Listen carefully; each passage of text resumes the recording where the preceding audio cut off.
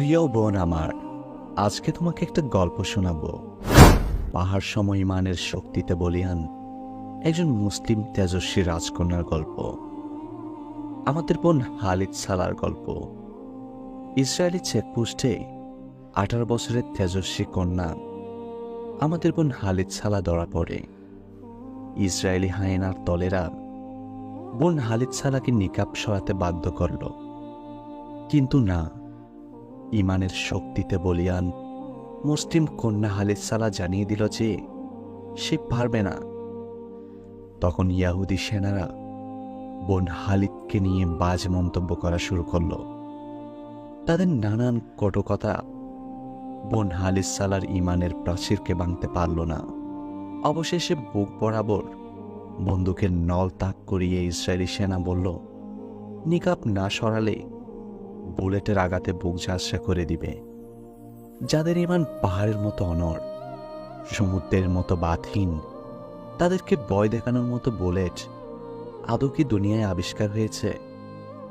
Israeli সেনার কথা শুনে বোন হালিদ সালার সামনে আরো এক কদম এগিয়ে আসলো। এসে বলল, মুসলিম মেয়েদের ইজ্জত কি এতটাই সস্তা যে বুলেটের ভয় দেখালেই নিকাব সরিয়ে নিব? বোন হালিদের তেজস্বী ইমানের জোর দেখে ইসরায়েলি সেনার মাথা নষ্ট হয়ে গেল। রেগে মেগে ইসরায়েলি সেনা একটি দুটি নয়, পা থেকে মাথা পর্যন্ত 15টি বুলেটের আঘাতে পর্দা অবস্থায় মাটিতে লুটে পড়ে আমাদের ওই বোন হালিদ সালা। এরপর টেনে হিস্ট্রে নিয়ে যায় তার নিতর দেহকানি। ঘটনাটি এখানেই শেষ। বোন, তুমি অত হালিদ সালার মতো মুসলিম ঘরের রাজকন্যা, কিন্তু তোমার আর হালিদ সালার মাঝে কতটুকু পার্থক্য আছে বলে তুমি মনে করো? তোমাকে কি কেউ কখনো এসে বলেছিল পর্দা করলে ঘর থেকে বের করে দিব? অথবা এমনও কি কখনো হয়েছে পর্দা করতে গিয়ে তোমাকেও বোন হালিদ সালার মতো ইমানের পরীক্ষা দিতে হয়েছিল?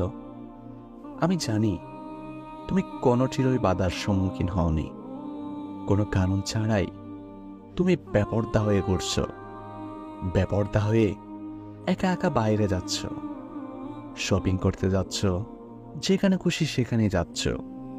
আচ্ছা বলো তো, রবের এমন অবাধ্যতার পথে চলতে চলতে হঠাৎ করে যদি কাটা পড়ে হায়াতের রশিটা, দেহ থেকে রূপটাকে টেনে হিস্ট্রে বের করার সময়টা যদি হঠাৎ উপস্থিত হয়ে যায়, এর পরের মুহূর্ত তোমার সাথে কি ঘটতে পারে এটা ভাবার মতো দুঃসাহস তোমার আছে কি?